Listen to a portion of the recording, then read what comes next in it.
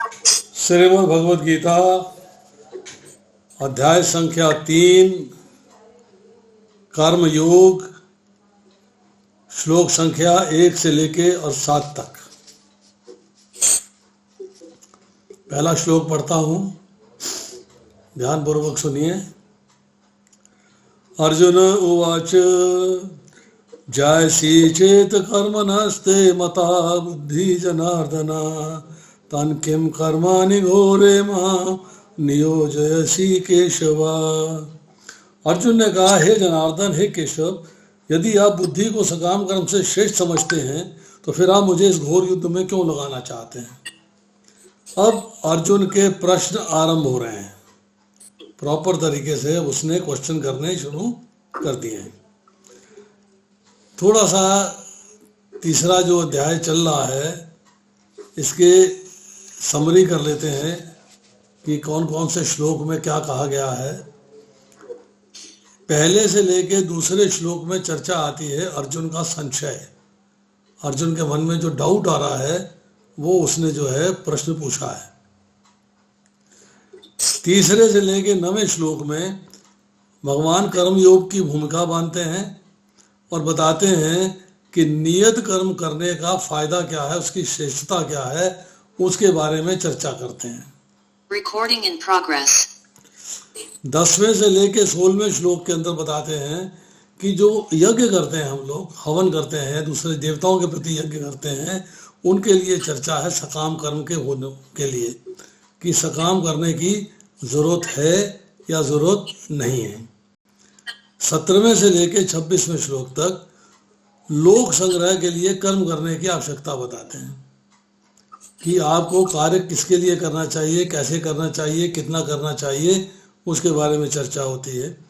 27 से लेके 35वें श्लोक तक बताते हैं मूढ़ व्यक्ति और जो तत्व जानने वाला, तत्व को जानने वाला व्यक्ति है, उसके लक्षण क्या होते हैं। और 36 से लेके 43वें श्लोक तक चर्चा होती है कि काम और क्रोध को जीतने के लिए जो विवेक चाहिए उसका वर्णन हो रहा है। इसमें ये बात समझने वाली है, बहुत इंपॉर्टेंट पॉइंट जो है यहाँ पर अर्जुन ने रेज किया है। उसने कहा, हे जनार्दन, हे केशव, यदि आप बुद्धि को सकाम कर्म से श्रेष्ठ समझते हैं तो फिर मुझे इस घोर युद्ध में क्यों लगाना चाहते हैं। प्रभुपाद जी ने यहाँ पर पिछले अध्याय की चर्चा करी है, उसकी चर्चा भी हम अभी करेंगे। और यहाँ पर जो है तीसरे अध्याय में कर्म योग अर्थात कृष्ण भावना भावित कर्म की विस्तृत व्याख्या है। प्रभुपाद जी लिखते हैं कि अर्जुन को भी कृष्ण भावनामृत या बुद्धि योग ऐसा लगा मानो वह सक्रिय जीवन से संन्यास लेकर एकांत स्थान में तपस्या का अभ्यास हो। दूसरे शब्दों में वह कृष्ण भावनामृत को बहाना बनाकर चातुरी पूर्वक युद्ध से जी छुड़ाना चाहता था, किंतु एक निष्ठ शिष्य होने के नाते उसने ये बात अपने गुरु के समक्ष रखी और कृष्ण से सर्वोत्तम कार्य विधि के विषय में प्रश्न किया। सर्वोत्तम, सबसे उत्तम क्या है। उसने यहाँ पे डाउट क्रिएट किया है कि अगर आप बुद्धि को सकाम कर्म से ज़्यादा बेटर मानते हैं तो बुद्धि योग का प्रयोग करें, मेरे को आप इस घोर कर्म में क्यों लगा रहे हैं, ये उसका प्रश्न है। अब देखिए, पहले अध्याय का अंत होता है जब अर्जुन के मन में पाप की बात आ जाती है। युद्ध में अपने संबंधी और अपने विपक्षी दोनों पक्षों के लोगों को देख के उसके मन में जो है करुणा जागृत हो जाती है। फिर बहाने लगाता है कि पाप कर्म हो जाएगा, स्त्रियां दूषित हो जाएंगी, वन व्यवस्था नष्ट हो जाएगी, समाज में घोर अवस्था छा जाएगी, तो मैं ये पाप कर्म नहीं करना चाहता। भगवान ने दूसरे अध्याय में उसे इन सब बातों से छुटकारा पाने के लिए दिया है जीव का और शरीर का भेद का ज्ञान। फिर बताया है क्षत्रिय का धर्म क्या होता है, क्षत्रिय की लक्षण क्या है, उसका ज्ञान दिया है। फिर चर्चा करी भगवान ने बुद्धि योग की 39वें से लेके और 53वें श्लोक तक, और फिर 54वें से लेके 72वें श्लोक तक चर्चा आ रही है स्थित प्रज्ञ की, अर्थात आपको अपनी बुद्धि को स्थिर करना है भगवान के प्रति। अब यहां पर जो है अर्जुन ने प्रश्न कर दिया। कंफ्यूजन जो है दूसरे अध्याय के 49वें श्लोक से आरंभ हो जाता है। दुरेन ये वरम कर्मा बुद्धि योगान धनंजया। बुद्धि योग जो है वो एक्चुअली क्या है, भक्ति योग है, पर अर्जुन के मन में इसका मीनिंग क्या आ रहा है, बुद्धि अर्थात इंटेलिजेंस। बुद्धि के द्वारा गहरित कर्मों से दूर रहो, मीन्स यूज योर इंटेलिजेंस। ये जो पाप का कर्म हो जाएगा इससे छुटकारा पा लीजिए इंटेलिजेंस को यूज करके, ऐसा अर्जुन का मानना है। अर्जुन ये मान के प्रश्न कर रहा है, तो कह रहा है कि आप मुझे किसी को मारने का जो गर्हित कर्म है, जो एक बहुत ही घटिया काम है, उसमें मुझे क्यों लगाते हैं। अब पहला और इसके बाद एक दूसरा श्लोक उसको भी कर लेते हैं, उसके बाद फिर दोनों के बारे में चर्चा करेंगे। अब भगवान ने उत्तर देना शुरू किया है। श्री भगवान अब अर्जुन का जो है दूसरा प्रश्न आता है, व्यामिश्रेण वाक्येन बुद्धि मोह वशी च तदेकं वद निश्चित येन श्रेय अहम अनुपयम। मतलब आपके अनेकार्थक मिले जुले उपदेशों से मेरी बुद्धि मोहित हो गई है, अतः कृपा करके निश्चय पूर्वक मुझे बताएं कि इसमें ज्ञान तथा कर्म में मेरे लिए सर्वाधिक लाभप्रद कल्याणकारी क्या होगा। नॉलेज या कर्म करना, दोनों में लाभकारी क्या है, कल्याणकारी क्या है। यहाँ प्रभुपाद जी लिखते हैं, पिछले अध्याय में भगवद गीता के उपक्रम में रूप में सांख्य योग, बुद्धि योग, बुद्धि द्वारा इंद्र निग्रह, निष्काम कर्मयोग और नव दीक्षित की स्थिति जैसे विभिन्न मार्गों का वर्णन हुआ है, किंतु उसमें व्यवस्था नहीं है। कर्म करने तथा समझने के लिए अधिक व्यवस्थित मार्ग की आवश्यकता होगी। अर्जुन इस कंफ्यूजन का जो है क्लियरेंस चाहता है। यद्यपि श्री कृष्ण अर्जुन को वाक चातुर्य से टकराना नहीं चाहते थे, किंतु अर्जुन ये नहीं समझ सका कि कृष्ण भावनामृत का क्या है, जड़त्व है या सक्रिय सेवा। इसे जड़ मतलब ये स्थिर है या एक्टिव है, ये बात वो समझ नहीं पा रहा है। तो यहाँ एक शब्द इस्तेमाल हुआ है जनार्दन। जन का मतलब होता है लोग, भक्त। अर्दन मतलब उनके दुखों को मिटाने वाले। तो जनार्दन शब्द का अर्थ ये है, वो भगवान जो आपकी याचना को पूर्ण करके आपके दुखों को हटा देते हैं, उनको जनार्दन कहते हैं। बलदेव विद्याभूषण लिखते हैं, जनार्दन शब्द का अर्थ है समाज की सुरक्षा, वेल बीइंग में रुकावट डालने वालों का नाश करने वाले। जो सामाजिक व्यवस्था है, जो सामाजिक सुरक्षा है, जो आपके ठीक रहने में, आपके भगवत भक्त बनने में रुकावट डालते हैं, उनका नाश करने वाले को जनार्दन कहते हैं। जो सोसाइटी, समाज का वेलबींग उसको खराब करते हैं, उसको नष्ट करते हैं, उसको मारने वाले, उसको नष्ट करने वाले को भी जनार्दन कहा जाता है। अब दूसरा शब्द इस्तेमाल हुआ है इसमें, केशवा। नियो जैसी केशवा। केशवा का मतलब है नंबर 1 केशी असुर का वध करने वाले। नंबर 2 का से लिया जाता है ब्रह्मा जी को, आ से लेते हैं विष्णु को और ईश से लेते हैं महेश को। अर्थात ये तीनों जिनके स्वरूप हैं, जिसके ये स्वरूप, तीनों स्वरूप जो है जिसके जो ओरिजिनल है, उसको केशव के नाम से पुकारा गया है। का, ईश और वपु, केशव। अब तीसरा, जिसके केश वक्र हैं, मतलब घुंघराले हैं, कुंडल हैं जिनके केशों में, उसको जो है केशव कहा जाता है। हरिवंश पुराण में शिवजी कृष्ण जी से कह रहे हैं, भगवान कृष्ण से कह रहे हैं, क्या ब्रह्मा जी और मैं दोनों आपसे उत्पन्न हुए हैं, आप अब दोनों के नियंता हैं, इसलिए आप केशव कहलाते हैं। फिर पांचवा, राधा जी का केश विन्यास करने वाले, जो राधा जी के केशों को संवारते हैं, वो केशव कहलाते हैं। अब अर्जुन ने यहाँ पे निष्कर्ष क्या निकाला है? अर्जुन कह रहा है कि आपने कहा स्थित प्रज्ञ हो जाओ, आपने कहा बुद्धि योग, बुद्धि के द्वारा अपने आप को मेरे से जोड़ो, बुद्धि का प्रयोग करो, और संबंधियों को मारने के गहरित कर्म से दूर रहो। या आपने कहा दूरेन ही वर कर्मा बुद्धि योग धनंजया, मतलब गहरित कर्म से दूर रहिए। अब यह बुद्धि के द्वारा भगवान से संबंध स्थापित करो, फिर तू युद्ध करने को क्यों कह रहे हो? अपने से संबंध स्थापित करने की बात करो। मैं इंटेलिजेंस को यूज करता हूं अपना संबंध आपसे स्थापित करने के लिए, परंतु आप जो है मेरे को कह रही हो युद्ध करो, उत्तिष्ठ भारत, युद्ध करो। तो मैं युद्ध करूं या न करूं, मेरे लिए क्या उचित है? क्योंकि आपने जो है दूसरे अध्याय के अंदर जो 48वां श्लोक हमने पढ़ा, उसमें भगवान क्या कह रहे हैं? योगस्थ गुरु कर्माणि संग त्यक्त्वा धनंजया सिद्धयो सिद्धयो समो भूत्वा समत्व योग उच्यते। हे अर्जुन, जय अथवा पराजय की समस्त आसक्ति त्याग कर सब भाव से अपना कर्म करो, ऐसी समता योग कहलाती है। अपना कर्म क्या है? युद्ध करो। और अगले श्लोक में कह दिया दुरेन ही अवरम कर्मा बुद्धि योग धनंजया बुद्धो शरणम अमिच्छ कृपणा फल हेतवा। हे धनंजय, भक्ति के द्वारा समस्त गलत कर्मों से दूर रहो, उसी भाव से भगवान की शरण ग्रहण करो। जो व्यक्ति अपने सकाम कर्मों के फलों को भोगना चाहते हैं वे कृपण हैं।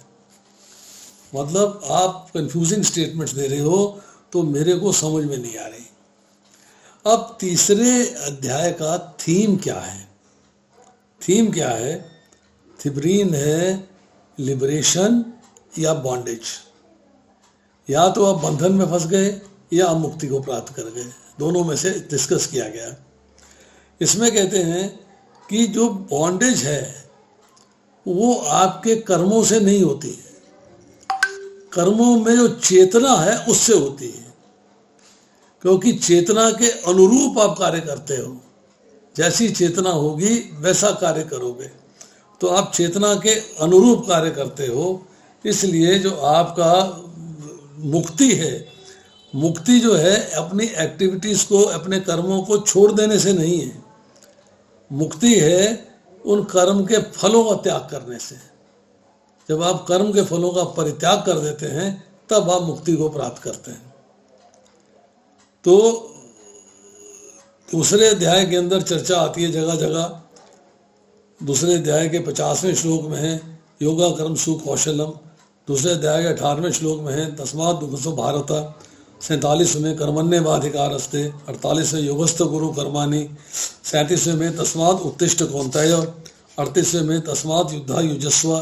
मतलब इन वाक्यों से भगवान जो है उसको युद्ध में प्रोग्रेस करने के लिए, युद्ध में आगे जाने के लिए समझाते हैं, उसको प्रवृत्त करते हैं। परंतु वो कंफ्यूज्ड है, क्योंकि उसने कहा है दूसरे अध्याय के 7वें श्लोक में जो मेरे लिए श्रेयस्कर हो वो कहिए, जो मेरे लिए श्रेयस्कर हो। कार्पण्य दोषो अपत स्वभाव प्रशामि त्वाम धर्म सम्मूढ़ चेता यच्छे श्यान निश्चितम रोहितन में। जो मेरे लिए श्रेयस्कर हो वो आप कहिए। तो भाई उसने अपना कंफ्यूजन जो है दूसरे अध्याय के 49वें 50वें श्लोक के बाद नहीं पूछा। वो वेट करता रहा, इंतजार करता रहा कि शायद कोई मेरे मतलब की बात निकल जाए। परंतु जब भगवान ने कह दिया कि तुम्हारी बुद्धि मोह रूपी दलदल से पार हो जाएगी और आत्म साक्षात्कार की समाधि में स्थिर हो जाएगी, तब तुम्हें दिव्य चेतना प्राप्त होगी, तब तुम स्थिर बुद्धि हो पाओगे। तो अर्जुन ने पूछा कि सिद्ध बुद्धि होना है, मतलब स्थिर होना है, तो स्थिरता तो इसी में है, अहिंसा परमो धर्म है। मुझे हिंसा नहीं करनी चाहिए, मुझे अहिंसा के पथ का पालन करना चाहिए। तो मैं तो आपका शाश्वत भक्त हूँ, तो आप मुझे इस दुखपूर्ण कार्य में क्यों लगाना चाहते हैं? आप परम करुणा के सागर हैं, आप मेरे को मोह और कष्ट में क्यों डालना चाहते हैं? ये उसका कंफ्यूजन हो रहा है। अब आती है श्लोक संख्या 3। श्री भगवान उवाच लोके अस्मिन् द्विधा निष्ठा पुरा प्रोक्ता मया अनघ ज्ञान योग्य सांख्यानाम कर्म योगेन योगिनाम। श्री भगवान ने कहा है निष्पाप अर्जुन, मैं पहले ही बता चुका हूँ कि आत्म साक्षात्कार का प्रयत्न करने वाले 2 प्रकार के पुरुष होते हैं। कुछ इसे ज्ञान योग द्वारा समझने का प्रयत्न करते हैं तो कुछ लोग भक्ति योग के द्वारा। पाथ दोनों हैं, रास्ते दोनों हैं। तो यहाँ कह रहे हैं अनग, अनग मीन्स निष्पाप, तुम्हारे मन में कोई पाप नहीं है परंतु तुम पाप से डर रहे हो। आत्म साक्षात्कार का प्रयत्न करने वाले 2 प्रकार के पुरुष होते हैं। आत्म साक्षात्कार का अर्थ क्या है? अपना इंटरव्यू, अपने बारे में जानना। क्या जानते हैं? मैं कौन हूँ, कहाँ से आया हूँ, कहाँ जाना है मृत्यु के बाद, भगवान कौन है, भगवान से मेरा संबंध क्या है, मृत्यु के बाद मेरा भगवान से संबंध क्या रहेगा, मैंने अपने जीवन में और जीवन के बाद भगवान से संबंध को कैसे निभाना है, बंधन क्या है, मुक्ति क्या है, कर्म क्या है, कर्म फल क्या है, कर्म फल की वजह से बंधन होता है या मुक्ति होती है, ये सारे जो है आत्म साक्षात्कार के पार्ट आते हैं। अब इसका जानने वाले पुरुष 2 प्रकार के बोले। 2 प्रकार की पद्धति है, सांख्य योग तथा कर्म योग या बुद्धि योग। सांख्य योग मीन्स एनालिटिकल स्टडी, ये नहीं है तो ये है, ये नहीं है तो ये है, ये नहीं है तो ये है, अर्थात आपने एनालाइज किया। और बुद्धि योग मीन्स आपने अपने दिमाग का इस्तेमाल करके यूजिंग आर्ट ऑफ डिस्क्रिमिनेशन फैसला किया कि मेरे लिए क्या ठीक है और मेरे लिए क्या गलत है। तो प्रभुपाद जी यहाँ लिखते हैं कि बुद्धि योग या कृष्ण भावनामृत के सिद्धांतों पर चलते हुए मनुष्य कर्म के बंधनों से छूट सकता है तथा इस पद्धति में कोई दोष नहीं है।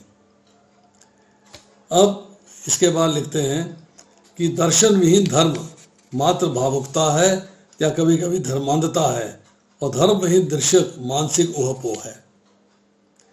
मीन्स आपका जो तर्क है, ज्ञान है, ज्ञान योग प्राप्त करके आपको भावुक नहीं बनना है, उसी के ऊपर नहीं चलना है, तो आप कृष्णा कॉन्शियस नहीं हो पाओगे। कृष्णा कॉन्शियस होने का मतलब ये है कि मनोधर्म को छोड़ के जो ज्ञान प्राप्त किया और उस ज्ञान से अल्टीमेट भक्ति योग में आ गए, समझ गए कि ज्ञान का मकसद क्या है, कर्म करके भक्ति योग में जाना। अंत्य लक्ष्य तो कृष्ण है, किंतु दार्शनिक परम सत्य की खोज करते रहते हैं, वे अंततः कृष्ण भावनामृत को ही प्राप्त होते हैं कि परम सत्य की खोज करते करते करते करते करते करते अल्टीमेटली भक्ति योग में जा पहुंचते हैं और परम सत्य को प्राप्त होते हैं। अब देखते हैं कि 3 अध्याय के 3 श्लोक में हम और कुछ जान सकते हैं। अर्जुन समझता है कि ज्ञान योग और कर्म योग अलग अलग है। कर्म योग एवं सांख्य योग एक दूसरे पर आश्रित है, भगवान कह रहे हैं। अब यहां कहा कि सांख्य योग का अर्थ क्या है, उसका पर्पस क्या है। पर्पस है टू रियलाइज कृष्णा अपने बारे में और दोनों के कनेक्शन के बारे में आपको ज्ञान होना चाहिए। कृष्ण कौन है, मैं कौन हूँ, मेरा भगवान से क्या कनेक्शन है, क्या भगवान से संबंध है, ये ज्ञान होना चाहिए। नंबर 1। भक्ति योग क्या है? भक्ति योग है इस ज्ञान को प्राप्त करके बुद्धि का प्रयोग करके विवेक का इस्तेमाल करते हुए मुझे अपने आप को भगवान की सेवा में लगा देना है। ऑन द प्लेटफॉर्म नॉलेज का क्या है? ज्ञान योग। ज्ञान प्राप्त किया और भक्ति योग में आ गए, अर्थात अब आप भक्त बन गए, भगवान की भक्ति में लुके। अब आती है बात यहाँ पर, जब जहाँ श्लोक में शब्द आया है निष्ठा पुरा प्रोक्ता मया नघ। निष्ठा, निष्ठा का मतलब क्या होता है? विश्वास। स्थिति क्या है आपकी, आप विश्वास करते हैं कि विश्वास नहीं करते हैं, आपके हृदय की पवित्रता कितनी है, आपकी भगवान में निष्ठा कितनी है। अगर आप में ज्ञान योग में निष्ठा है तो सांख्य योग हो गया, अगर आप में कर्म योग में निष्ठा है तो भक्ति योग हो गया। अब ज्ञान योग और सांख्य योग में जैसे मैंने बताया कि आत्मा में और परमात्मा में भेद जानना और आत्मा और परमात्मा का कनेक्शन समझना। आदमी जब नया नया भक्ति में जुड़ता है ना तो भगवान के साकार रूप को स्वीकार नहीं कर पाता, तब वो भगवान के निर्गुण निराकार रूप को स्वीकार करता है और उसी का चिंतन करता है। भगवान तो उसमें कोई रूप तो है ही नहीं, आकार तो कोई है नहीं, निराकार है। परंतु जैसे जैसे भक्ति में आगे बढ़ता है, जैसे जैसे ज्ञान प्राप्त करता है, तो भगवान के सगुण और साकार रूप की ओर आकृष्ट हो जाता है। अब बुद्धि योग के द्वारा कर्म योग में जब व्यक्ति आता है तो फल की आसक्ति का त्याग पूर्व कर्म करता है, जिसमें कि फल की आसक्ति ना हो। भगवान को सर्वव्यापी मानता है, सर्वशक्तिमान मानता है, सर्वेश्वर मानता है, और फिर उनको सगुण साकार मान के उनके नाम, रूप, प्रभाव, गुण, लीला, धाम, स्वरूप, इन सब का चिंतन करता है, इन सब का चिंतन करता है। अब आती है श्लोक संख्या 4। न धर्मानाम अनारंभात नैष्कर्म्यम पुरुषः अश्नुते न च संन्यासनात् एव सिद्धिम समधिगच्छति। ना तो कर्म से विमुख होकर कोई कर्म फल से छुटकारा पा सकता है, न केवल संन्यास से सिद्धि प्राप्त की जा सकती है। अब दोनों में डिफरेंस भगवान ने बता दिया कि आपके हृदय को शुद्ध करने के लिए, प्यूरिफाई करने के लिए ज्ञान योग दिया, और ज्ञान योग के बाद फिर ज्ञान योग के अनुसार कर्म करने हैं। जब कर्म करते हैं तो आपका जो है हृदय शुद्ध हो जाता है, क्योंकि आप शुद्ध हृदय से कार्य करते हैं। अब इसके द्वारा शुद्ध हुआ मनुष्य संन्यास ग्रहण कर सकता है, या संन्यास करती है कर्म के फलों का परित्याग। जब ज्ञान से हृदय शुद्ध हो जाता है तब आप कर्म के फलों का परित्याग कर देते हो। बिना हृदय के शुद्ध हुए कर्म के फलों का परित्याग असंभव है, नहीं हो सकता। अब यहाँ जो ज्ञान योगी हैं वो कई बार क्या कहते हैं कि बस भगवान का ज्ञान मिल गया, भगवान भी नारायण, आप भी नारायण, दोनों को नारायण स्वीकार कर लिया। कहता ऐसा होता नहीं। किंतु भगवान कृष्ण इस मत का अनुमोदन नहीं करते। इसके बाद प्रभुपाद लिखते हैं कि यदि कोई नियत कर्मों को न करके भगवान की दिव्य सेवा करता है तो उस मार्ग में जो कुछ भी उन्नति करता है उसे भगवान द्वारा स्वीकार कर लिया जाता है। नेहा विक्रम नाशु अस्ति प्रत्यवायो न विद्यते। इस मार्ग पे की हुई अल्प प्रगति भी महान है, आपको उसका फल मिलता है। और अगर बाई चांस आप भक्त पूरे तरीके से नहीं भी बन पाए तो अगले जन्म में आपकी भक्ति अर्ली एज से स्टार्ट हो जाएगी, क्योंकि आपका जो भक्ति है वो कभी विनाश नहीं होता, कभी उसका नाश नहीं होता। यही प्रभुपाद जी कोट कर रहे हैं, स्वल्पम अभी यस्य धर्मस्य त्रायते भयतो मयात्। अब देखते हैं चौथे श्लोक में। अभी हमने पढ़ा कि प्योरिफिकेशन ऑफ हार्ट, हृदय को शुद्ध किए बगैर आप जो है संन्यास नहीं ले सकते, आप कर्म के फलों का परित्याग नहीं कर सकते।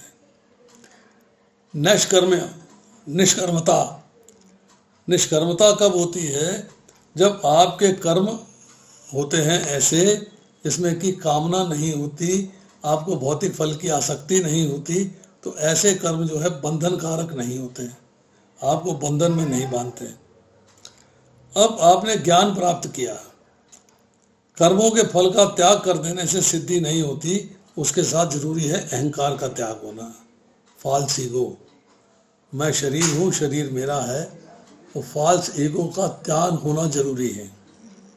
अब आती है कि अब सिद्धि प्राप्त करनी है।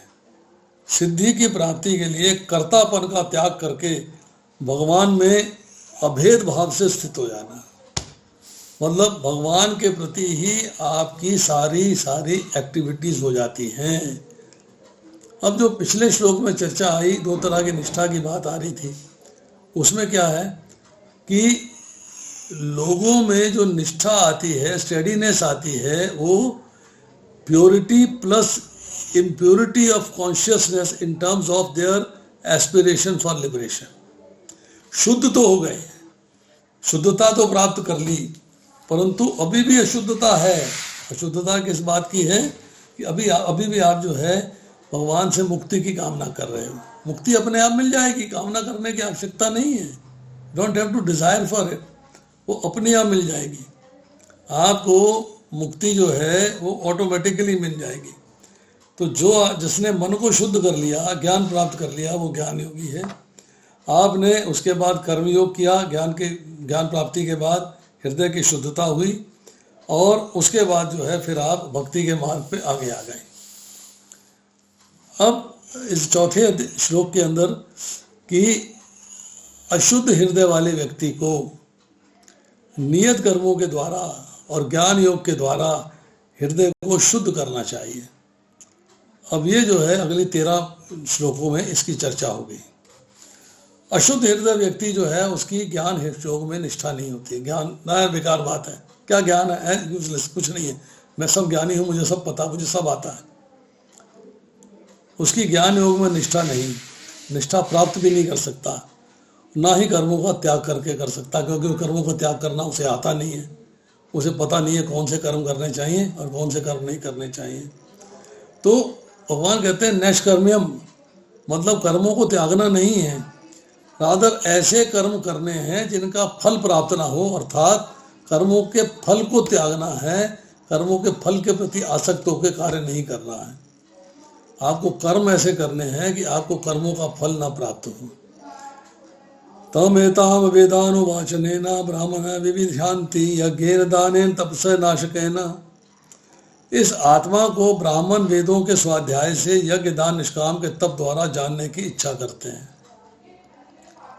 आत्मा के बारे में जानना कितना कठिन है, तो भगवान के बारे में जानना तो उतना ही कठिन होगा। तो ज्ञान में निष्ठा करनी है अगर, तो आपको अपनी इंद्रियों को वश में करना होगा, तब ज्ञान के मार्ग पे चल पाओगे। अब आपने कहा ठीक है, मैं कामना रहित कार्य करता हूँ, मैं कामना रहित कार्य करता हूँ, मतलब कामना रहित कार्य करने से फल देने की शक्ति नहीं है, अर्थात बीज को उबालने और भूनने से उसमें अंकुरित होने की क्षमता खत्म हो जाती है। सो निष्काम कर्मयोगी के कर्मों में जन्म मृत्यु के चक्र में घुमाने की शक्ति नहीं रहती। वो कर्म आपको जन्म मृत्यु के चक्र में नहीं घुमा सकते, क्योंकि अब वो निष्काम हो गए हैं, अर्थात कामना रहित हो गए हैं और भगवान के प्रति समर्पित हो गए हैं। तो निष्कर्मता संभव है, परंतु पॉसिबल कब है, जब आप कामना का परित्याग कर देते हो। तो अब आती है श्लोक संख्या 5। न हि कश्चित् क्षणमपि जातु तिष्ठति अकर्म कृत कार्यते ही अवश्य कर्म सर्वजय गुण है। प्रत्येक व्यक्ति को प्रकृति से अर्जित गुणों के अनुसार विवश होकर कर्म करना पड़ता है। कोई भी एक क्षण के लिए भी बिना कर्म किए नहीं रह सकता। आत्मा का स्वभाव है कि सदैव सक्रिय रहता है। आत्मा की उपस्थिति में भौतिक शरीर हिल भी नहीं सकता। ये शरीर मृत वाहन के समान है जो आत्मा द्वारा चालित होता है, क्योंकि आत्मा सदैव गतिशील है, सक्रिय रहता है, वह एक क्षण के लिए भी नहीं रुक सकता। अतः आत्मा को कृष्ण भावनामृत के सत्कर्म में प्रवृत्त रखना चाहिए, अन्यथा वह माया द्वारा शासित कार्यों में प्रवृत्त हो जाएगा। Means you have to keep busy your soul. और उस सोल को किसके प्रति लगाना है? भगवान की सेवा के प्रति लगाना है। आपका काम वही है। अगर आप जो है कृष्ण भावनामृत को अंगीकार कर लेते हैं तो भले ही वह शास्त्र अनुमोदित कर्मों को न करे अथवा ठीक से भक्ति न करे, चाहे वह पतित भी हो जाए, तो इसमें हानि या बुराई नहीं होगी, क्योंकि आप कार्य कृष्ण भावना में आके कृष्ण के प्रति कर रहे हो। थोड़ी बहुत मिस्टेक हो भी जाती है तो भगवान उसको जो है क्षमा कर देते हैं, उसको माफ कर देते हैं, कोई बात नहीं, कृष्ण भावना भावित तो है। तो यहाँ प्रभुपाद जी लिखते हैं, अतः कृष्ण भावना में ना हो तो उनके सारे कार्य उसके किस लाभ के। अतः कृष्ण भावना भावित के, कृष्ण भावनामृत के इस स्तर तक पहुँचने के लिए शुद्धिकरण की प्रक्रिया आवश्यक है। मतलब अब आपको शुद्धिकरण चाहिए। शुद्धिकरण के बगैर आपकी गाड़ी नहीं चलेगी, क्योंकि कोई व्यक्ति किसी भी काल में, किसी भी समय में, क्षण मात्र भी बिना कर्म किए नहीं रह सकता। सभी व्यक्ति प्रकृति से उत्पन्न हुए गुणों द्वारा बाध्य होकर कर्म करते हैं। अब आप इन कर्मों को करने के लिए अपने गुणों में, अपने मूड्स में, अपने मोड्स में सुधार ला सकते हो। यदि आप अशुद्ध चित्त हैं और सन्यासी बन जाते हैं और शास्त्रीय कर्मों को करना छोड़ देते हैं, तो व्यवहारिक कर्मों में फंस जाएंगे, संसारिक कर्मों में फंस जाएंगे आप। फिर अर्जुन से कहते हैं, यदि तू कहता है कि सन्यास का अर्थ है सारे प्रकार के कर्मों का परित्याग, चाहे वो वैदिक हो, चाहे संसारिक हो, चाहे आध्यात्मिक हो, चाहे मायावी हो, कैसा भी कर्म हो, बट अवश्य तेरे कंट्रोल में नहीं है तो सन्यासी भी कर्म में लग जाएगा, क्योंकि प्रकृति से जब संबंध बांध लेता है तो प्रकृति के परवश हो जाता है, तब प्रकृति के गुण उससे सारे कार्य करवाते हैं। प्रकृति जय अर्थात प्रकृति से उत्पन्न, प्रकृति के अर्थात स्वभाव से उत्पन्न तेरा जो स्वभाव है, तू न चाहते हुए भी क्षत्रिय का कार्य करना चालू कर देगा, न चाहते हुए भी क्षत्रिय का कार्य करना शुरू कर देगा। कर्म करने का मनुष्य का अधिकार है, कर्मण्येवाधिकार अस्ते, और पूर्व जन्म के किए हुए कर्मों के संस्कार जनित स्वभाव के परवश होकर जो कर्मों में प्रवृत्त होना है, ये गुणों को वश में करने के लिए बाध्य होना है। गुण आपको वश में कर लेते हैं। कर्म फल आए पिछले जन्मों से, इस जन्म में जो जिस गुण में आप हो उसके अनुसार आपसे कार्य होते चले गए। मतलब आप चाह के भी अपने कर्मों को सुधार सकते हैं, शर्तिया कि आप अपनी प्रकृति को चेंज कर लें, अपने स्वभाव को चेंज कर लें। सतोगुण से रजोगुण में आ जाए, रजोगुण से तमोगुण से रजोगुण में आ जाए, रजोगुण से सतोगुण में आ जाए, सतोगुण से विशुद्ध सतोगुण में आ जाए। जैसे जैसे आप इम्प्रूव करते जाते हो। एक व्यक्ति है मांस खाता, मंडा खाता, मुर्गा खाता, मच्छी खाता, शराब पीता, जुआ खेलता, गैम्बलिंग करता, परस्त्री संबंध करता, बहुत सारे कुकर्म करता था, छोड़ दिए। बहुत सारे कार्य छोड़े तो रजोगुण में आया। रजोगुण में आने के बाद फिर बातें समझ में आई, वो कार्य छोड़े तो सतोगुण में आया, कृष्णा कॉन्शियस हो गया, कृष्ण के प्रति लग गया। पास्ट में क्या था, कौन से गुण में था, उसको भूल जाओ। आज किस गुण में है उसके अनुसार कर्म होने हैं, तो उसके अनुसार कार्य करेगा। तो ये बात जो है स्वीकार करके चलनी है। अब आती है श्लोक संख्या 6। कर्म इंद्रियाणि संयम्य या आस्ते मनसा स्मरण इंद्रिय अर्थान विमूढ़ात्मा मिथ्याचार से उच्यते। जो कर्मेंद्रियों को वश में तो करता है, किंतु जिसका मन इंद्रिय विषयों का चिंतन करता रहता है, वह निश्चित रूप से स्वयं को धोखा देता है और मिथ्याचारी कहलाता है। मिथ्याचारी मीन्स आपने अपनी इंद्रियों को वश में कर लिया, 5 ज्ञान की और 5 कर्म की। आपने अपनी इंद्रियों को वश में कर लिया। अब आपका मन जो है इंद्रियों को वश में करने के बावजूद इंद्रिय विषयों के प्रति आकर्षित रहता है, और आप जो है उसके आकर्षण में उसका चिंतन करते रहते हैं। तो कहते हैं ऐसा व्यक्ति अपने आप को धोखा देता है, वो ध्यान का दिखावा करता है, वो मिथ्याचारी है, अर्थात गलत आचरण पे चलता है, उसका आचरण ठीक नहीं है।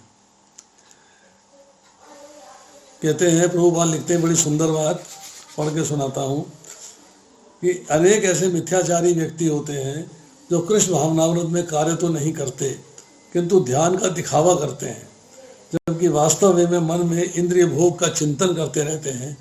ऐसे लोग अपने अबोध शिष्यों को बहकाने के लिए शुष्क दर्शन के विषय में भी व्याख्यान दे सकते हैं, किंतु इस श्लोक के अनुसार ये सबसे बड़े धूर्त हैं। इंद्र सुख के लिए किसी भी आश्रम में रहकर कर्म किया जा सकता है, परंतु यदि इस विशिष्ट पद का उपयोग विधि विधानों के पालन में किया जाए तो व्यक्ति की क्रमशः आत्मशुद्धि हो सकती है। मतलब अब आप शुद्धता की स्थिति में आ सकते हो, प्रोवाइडेड कि आप अपने आप को सुधार लो, मिथ्या आचरण छोड़ दो।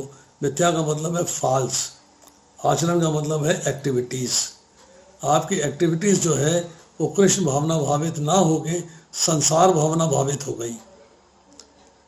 आप अब बंद हो गए सन्यासी, बंद हो गए, मैंने ब्रह्मचारी के कपड़े पहन लिए, पर मन अभी भी विषयों के चिंतन में फंसा हुआ है। अब आती है बात यहाँ पे विमूढ़ आत्मा, मतलब मूढ़ बुद्धि वाला। मूढ़ बुद्धि वाला का मतलब जो सत्य में और असत्य में भेद ना कर पाए, जो कर्तव्य में अकर्तव्य में, करणीय में अकरणीय में, सार में निसार में भेद ना कर पाए, ऐसा व्यक्ति जो है मूढ़ बुद्धि वाला है।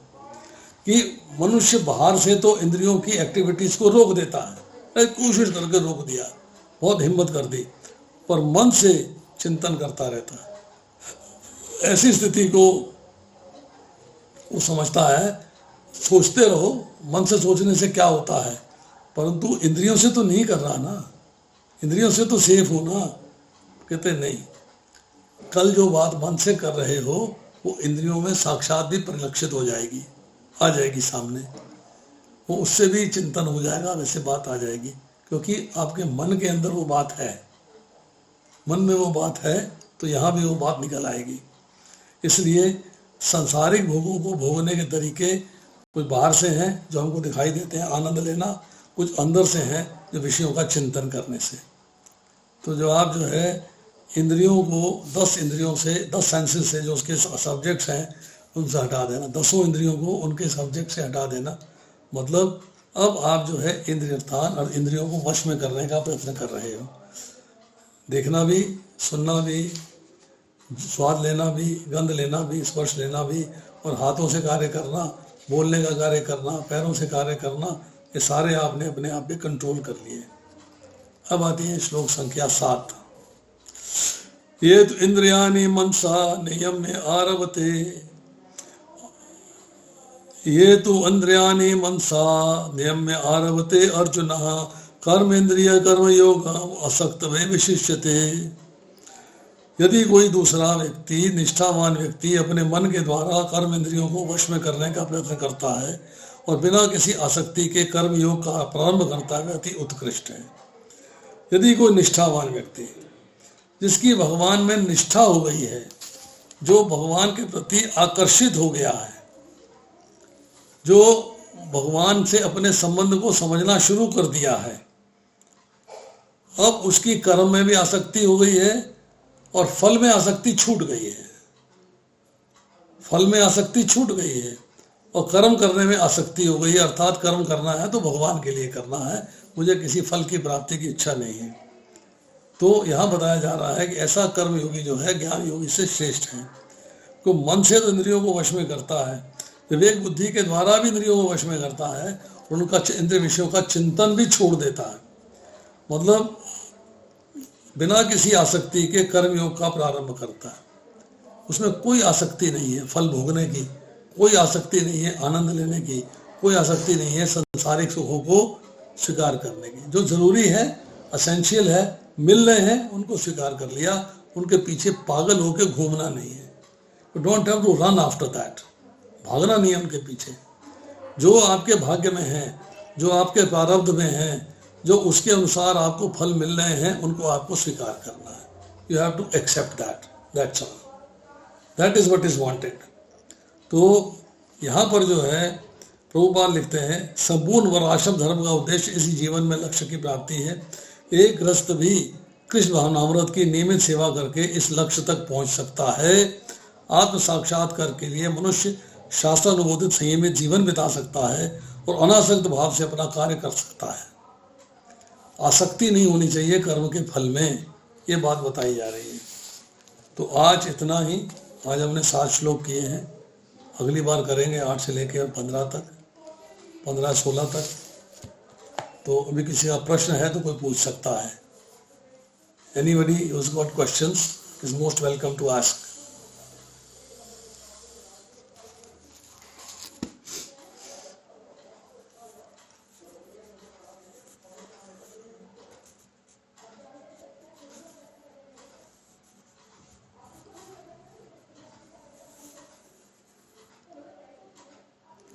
अभी आप लोगों से एक इंफॉर्मेशन शेयर करना चाहता हूँ।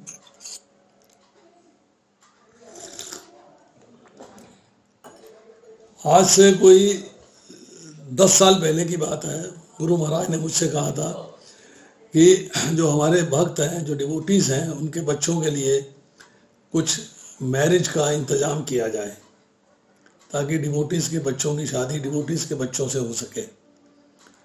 तो उसके लिए मैंने एक वेबसाइट बनवाई थी, उसमें devotee-shaadi.com था। वो चली, उसमें 5 साल बहुत शादियां हुई, बहुत लोगों को उसमें आराम मिला, बहुत लोगों को चैन मिला। एक प्लेटफॉर्म था जिसमें भक्त जो है अपना डाटा डाल देते थे, लड़कियां भी और लड़के भी, पेरेंट्स की सहायता से, और उसका बहुत लाभ मिलता था।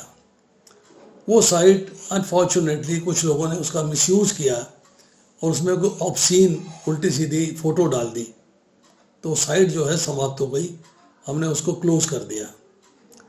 फिर 4-5 साल समय नहीं मिला, बीमारियां रही, कष्ट रहे, बहुत सारी बात हुई, तो हमने उसका प्रोजेक्ट जो है उसको ड्रॉप कर दिया था।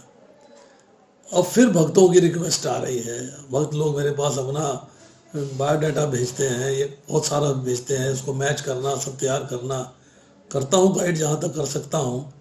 तो मैंने फिर जो है उसकी वेबसाइट बनाने की ठान ली है और वो वेबसाइट का कार्यक्रम जो है शुरू हो गया है।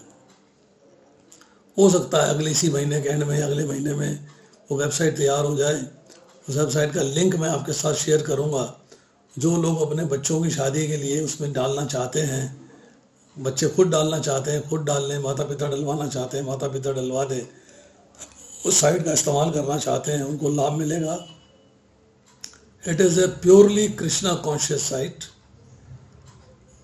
जो महाराज के आदेश के अनुसार बनी थी, और अब वो आदेश की पूर्ति नहीं हो पाई। अब उसी आदेश को दोबारा से रीस्टार्ट करने का मूड है, तो सबसे सहयोग भी चाहिए और सब चाहता हूँ कि उसको इस्तेमाल भी करें और उससे फ़ायदा भी उठाएं और अपनी शादियां जो हैं बच्चों की, उसको भक्तों के बच्चों के साथ कर पाएं, ये आवश्यक है। हरे कृष्णा प्रभु जी। हरे कृष्णा प्रभु जी, मैं सोनिया, मेरा नाम सोनिया, मैं पानीपत से हूँ और इसी विषय पर मुझे आपसे बात करनी है जो आपने अभी डिस्कस किया है। एक्चुअली मेरी एक कलीग है, मैं स्कूल में जॉब करती हूँ, तो उनका बेटा जो है वो अभी मतलब कि कृष्णा डिवोटी है, वो शादी लायक है, तो वो काफी परेशान है इस बारे में कि वो किसी डिवोटी से ही शादी करना चाहती हैं अपने बेटे की।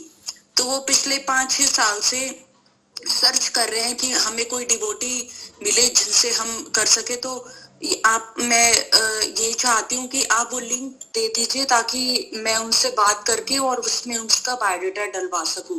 लिंक माता जी अभी साइट तैयार होगी, महीना लगेगा, 15-20 दिन लगेंगे, तो आपको लिंक मिल जाएगा। ठीक है प्रभु जी, आपको उसका लिंक मिल जाएगा। ठीक है प्रभु जी। तो आप जो है उसकी चिंता नहीं करिए, क्योंकि डिवोटीज के लिए बन रही है, डिवोटीज के बेनिफिट की बात है, डिवोटीज को उसे यूज करना है, तो फायदा होगा। क्योंकि आपको उसमें बहुत सारे मैटर होगा, मैं आपको बताऊंगा जब साइट तैयार हो जाएगी, देन यू विल रियलाइज कि ऐसी डिवोटी साइट और कोई है नहीं। साइट्स बहुत है डिवोटीज की, अपने अपने टेम्पल के लेवल पे लोग चला रहे हैं। एक फॉर्म बना दिया, फॉर्म में डिटेल्स भर दिए। इस साइट पे जाएंगे तो आपको जो है बहुत सारा मटेरियल मिलेगा, बहुत सारा सामान मिलेगा, बहुत सारी चीज़ें मिलेंगी, आप उसका फ़ायदा उठाएंगे, आपको लाभ होगा। जी प्रभु जी, थैंक यू प्रभु। हरे कृष्ण। बाकी मैं 23 तारीख को आ रहा हूँ पानीपत, दोपहर में किसी के यहाँ प्रोग्राम है, 23 तारीख को पानीपत आऊँगा। उसके बाद फिर मैं 23 को नहीं, 13 तारीख को, परसों, मतलब मंगलवार को, सोमवार को मैं पानीपत आऊँगा। उसके बाद फिर आऊँगा शायद 26 तारीख को। जी थैंक यू प्रभु जी। हरे कृष्णा। हरे कृष्णा जी, मैंने आज पहली बार आपसे बात की है। मैं उर्दू राना पानीपत से, और मुझे बहुत अच्छा लगा वाकई। आज क्लास से सुन के मुझे लगा कि काश मुझे पहले मिल जाती। पुराने लेक्चर आपको मिलेंगे यूट्यूब पे, ठीक है, रिकॉर्डिंग्स हैं, उसको सुन सकते हैं आप। You can listen to it. पुराने सारी रिकॉर्डिंग यूट्यूब पे हैं, 400 से ज्यादा मेरे लेक्चर यूट्यूब पे लगे हुए हैं इस वक्त, अच्छा अच्छा अच्छा आप देख सकते हैं। प्रभु जी, अच्छा हो जाएगा। यस, मंजू जी आपका कोई सवाल है? हरे कृष्ण हरे प्रभु। कृष्ण। यस माता जी पूछिए। प्रभु जी, आपने अभी जो 3rd चैप्टर की समरी बताई, उसमें 17 से 26 श्लोक तक क्या बताया गया है? 17 से 26 श्लोक तक है, हाँ जी, क्या बताया गया 17 है? to 26। उसमें है कि लोक संग्रह के लिए कर्म करने की आवश्यकता क्या है। मतलब जब आप आएंगे ना 17 से 26 में, तब आपको समझ में आएगी बात कि 17वें श्लोक से लेकर 26वें श्लोक तक, जैसे कि भगवान ने कहा कि स्वरूप सिद्ध व्यक्ति के लिए ना तो अपने नियत कर्मों को करने की आवश्यकता रहती है, ना ही कर्म करने का कोई कारण ही रहता है। उसे किसी अन्य जीव पर निर्भर होने की आवश्यकता भी नहीं रहती। अपने कर्म फल में आसक्त हुए बिना मनुष्य को अपना कर्तव्य समझकर निरंतर कर्म करते रहना चाहिए, क्योंकि अनासक्त होकर कर्म करने से उसे परम की प्राप्ति होती है। जनक जैसे राजा की बात हो रही है, महापुरुषों की बात हो रही है, भगवान अपने कर्म क्या करते हैं उसकी बात हो रही है, कर्म ना करेंगे तो उसकी बात हो रही है, अज्ञानी जन के फल की आसक्ति की बात हो रही है, और विद्वान व्यक्ति को क्या चाहिए उसकी बात हो रही है। तो ये लोगों के लिए है, it is for masses, it is for public. जी प्रभु जी। प्रभु जी, अब मैं पूछ रही थी वेडनेसडे की क्लास चलेगी? अब वो 8:30 बजे वाली। ऐसा है, वेडनेसडे की क्लास अवश्य चलेगी, पर इस बार नहीं चलेगी। अच्छा मैंने आपको बताया था कि मैं पिछले बुधवार भी लखनऊ में था और इस अच्छा। बुधवार भी लखनऊ में हूँ। कल परसों जा रहा हूँ मैं, अच्छा। मंगलवार सुबह चला जाऊंगा, क्योंकि मेरी मदर इन लॉ का 11वां है। जी प्रभु जी, तो कोई बात नहीं। तो 11वां है बुधवार को, तो ठीक है, 11वां कोई बात करके नहीं। फिर नेक्स्ट डे हम लोग वहाँ से चलेंगे, वापस आएंगे। तो इसलिए अगले बुधवार को क्लास होगी। इस जी, बुधवार जी। को भी क्लास नहीं हो पाएगी, क्योंकि मैं दिल्ली में नहीं होऊंगा, मैं लखनऊ में होऊंगा। ठीक है, कोई बात नहीं, बाद में तो चलेगी ना? हाँ, बाद में चलेगी क्लास, बिल्कुल चलेगी। 12वां अध्याय शुरू करेंगे, 12वां जी अध्याय जी समाप्त प्रभु करेंगे। जी। हाँ जी। भगवत गीता Thank तो वहाँ समाप्त करनी है, और 6 महीने जी, की बात है, 6 महीने में समाप्त कर देंगे। हाँ प्रभु जी, ये फिर भी सारा भगवत गीता जो चल रही है, ये जो भगवत गीता हमने यहाँ स्टार्ट करी है महिपालपुर के लोगों के लिए, इसका मेरा 99.9% कोशिश है कि 1 साल में खत्म हो जाए। जी प्रभु इन जी। 1 ईयर भगवत गीता क्लास खत्म हो जाए। वो भी जी प्रभु। उस पर कंडीशंस अप्लाई। शर्त उसमें एक है कि मैं क्लास देने लायक रहा तो, अगर मैं ही क्लास देने लायक नहीं रहा तो फिर तो कुछ कह नहीं नहीं सकता। नहीं रहेंगे हम वहाँ पे। 11वें चैप्टर को खत्म कर चुके ना, तो मैंने कहा वहाँ आगे पहुंच चुके हैं, ये तो हमारा रिवीजन हो रहा है, तो ये भी अच्छा है। हाँ, इसलिए हम दोनों ही अटेंड कर लेते हैं। पुराने लेक्चर्स आपको हौले हौले सारे के सारे यूट्यूब पे मिल जाएंगे। जी प्रभु जी, पता है मुझे, जहाँ समझ नहीं आता वहाँ पे स्विच कर लेते हैं हम लोग यूट्यूब पे। और कोई प्रश्न? Thank you Prabhu ji. हरे कृष्ण प्रभु जी, दंडवत प्रणाम। दंडवत प्रणाम माता जी। प्रभु जी, आपने वो बताया था ना, क श और व का अर्थ, थोड़ा वो मुझे समझ में नहीं आया। कौन क मीन्स बोल रहा है? ब्रह्मा जी। कौन बोल रहा है? मैं सिम्मी तनेजा माता जी। देखिए, केशव शब्द में 3 अक्षर हैं, क, श और व। तो व और आ को एक समान माना गया है। कहाँ से आते हैं? ब्रह्मा जी। मैं वो केशव का दोबारा सारा मीनिंग बता देता हूँ दोबारा से। पहला मीनिंग है केशव का, केशी असुर का वध करने वाले, ठीक है। दूसरा मीनिंग है का से ब्रह्मा, वा से विष्णु, या आ से विष्णु, वा से विष्णु, और ईश के शव ईश जो है उससे आते हैं महेश अर्थात शिव जी। ये तीनों जिसका स्वरूप है, मतलब तीनों जो ब्रह्मा विष्णु महेश जो है जिसका स्वरूप अर्थात जिससे इनका प्राकट्य है, वो केशव कहलाते हैं। नंबर ये हो गया क ईश और वपु, वपु मतलब तीनों जिसका स्वरूप है वो केशव कहलाते हैं। जिनके केश घुंघराले हैं अर्थात वक्र हैं, मुड़े हुए हैं, वो केशव कहलाते हैं। अब हरिवंश पुराण के अंदर शिवजी जो है भगवान कृष्ण से कहते हैं ब्रह्मा जी और मैं दोनों आपसे उत्पन्न हुए हैं, आप हम दोनों के नियंता हैं, इसलिए आप केशव कहलाते हो, क्योंकि हम दोनों आपके वपु हैं। और लास्ट में कहा गया है कि जो राधा जी के बालों को संवारते हैं, अगर आपने कभी सेवा कुंज देखा हो वृंदावन में, कितने लोग हैं सेवा कुंज? सेवा कुंज में भगवान जो है राधा रानी के चरणों की सेवा करते हैं, पर अलग अलग कुंजों में अलग अलग समय में उनके बालों की भी सेवा करते हैं, उनके बाल संवारते हैं, केश विन्यास करते हैं। तो जब राधा जी का जो केश विन्यास करते हैं वो भी केशव कहलाते हैं, उनको भी केशव के नाम से पुकारा जाता है। हरे कृष्ण, धन्यवाद। और कोई?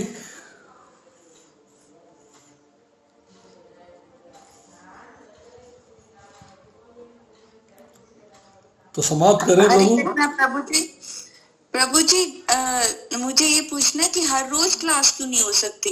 वीक में एक ही दिन क्यों क्लास होती है? लिंक टूट जाएगा ऐसे तो। कौन बोल रहा है? प्रभु जी, मेरा नाम सोनिया है, मेरी अभी आपसे बात की थी, मैं पानीपत से हूँ। अच्छा, मैंने फर्स्ट टाइम क्लास लिया, लेकिन मेरे को इतना पसंद आया क्लास।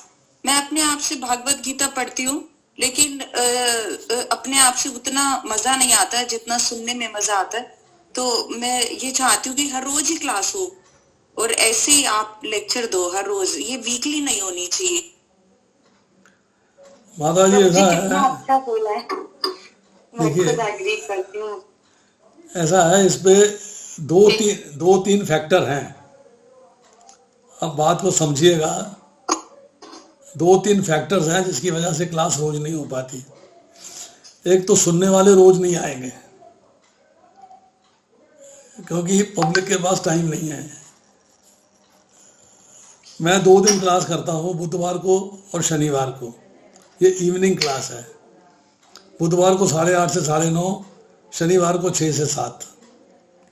फिर मैं 2 क्लास करता हूँ हफ्ते के अंदर। मॉर्निंग में भागवतम एक दिन करता हूँ 7 से लेकर 8 बजे तक, और एक दिन करता हूँ 7:45 से लेकर 9 बजे तक। 2 क्लास भागवतम की हो जाती हैं, 2 क्लास ये हो जाती हैं। इससे एक्स्ट्रा एक आधी क्लास कभी को और चांस मिलता है, किसी को चाहिए होती है तो मैं कर देता हूँ। एक तो इन क्लासेस में करने में मेरा समय लगता है, फिर मुझे अपने जीवन यापन के लिए भी कार्य करना है। I have to earn for my family, I have to earn for myself, I have to earn. तो लेक्चर देने जाता हूँ, वहाँ मेरे खर्चे होते हैं, तो उसके लिए भी मुझे अर्न करना होता है। अभी जैसे मैंने अभी वैष्णवा साइट बनानी है, ये वैष्णवा डिवोटी शादी की साइट बनानी, इसके लिए भी खर्चा करना है। तो ये सारे खर्चे जो है, इसके लिए मुझे कार्य करना पड़ता है। लोगों से भिक्षा मांगनी पड़ती है, भीख मांगनी पड़ती है कि भाई इसमें कृष्णा कॉन्शियसनेस का काम है, कुछ दान भी दीजिएगा। लोग देते भी हैं, पीपल आर वेरी मर्सीफुल, देते भी हैं। जहाँ कमी पड़ती है वहाँ मैं डालता हूँ। तो तैयारी करनी पड़ती है लेक्चर की। लेक्चर की तैयारी करने के लिए उतना पढ़ना पड़ता है, नोट्स बनाने पड़ते हैं। अगर डिमांड आएगी तो हम ज़्यादा भी करेंगे, और अवश्य करेंगे। क्लास 2 एक के बजाय 2 करेंगे, 2 के बजाय 3 क्लास करेंगे हफ्ते में। डिपेंड करता है कि सुनने वाले हों। जैसे आज जो है 26-27 लोग थे सुनने वाले, अच्छा लगा, इट वॉज नाइस। सबको मैसेज ट्रांसमिट हुआ है, सब ने सुना है। कुछ लोग महिपालपुर के हैं, कुछ लोग दिल्ली से मेरे ग्रुप के लोग हैं, कुछ टेम्पल ग्रुप के लोग हैं, कुछ पानीपत के लोग हैं, और सपना माता जी हैं वो पानीपत से हैं, सिमी धनेजा जी हैं। मैं सपना माता जी की सिस्टर हूँ, मैंने उनसे आपका लिंक लिया। So nice of you, link so nice of you, so nice of you, बहुत अच्छा है। अब लिंक को आगे भी ट्रांसफ़र करिए, आगे भी लोगों को भेजिए ताकि और लोग ज्वाइन करें। जब लोग ज्वाइन करते हैं ना तो बोलने वाले का उत्साह बढ़ता है, हमारी भी हिम्मत बढ़ती है। हाँ भाई देखो कितना लोगों में कृष्णा कॉन्शियसनेस का क्रेज आ रहा है, कितना अच्छा है. It seems good. Thank you Prabhu जी.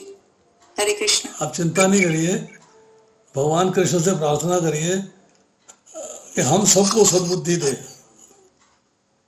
जी और हम लोग जो है भगवान की भक्ति में, भगवान की कथाओं में दिन दुगुनी और रात चौगुनी तरक्की करें,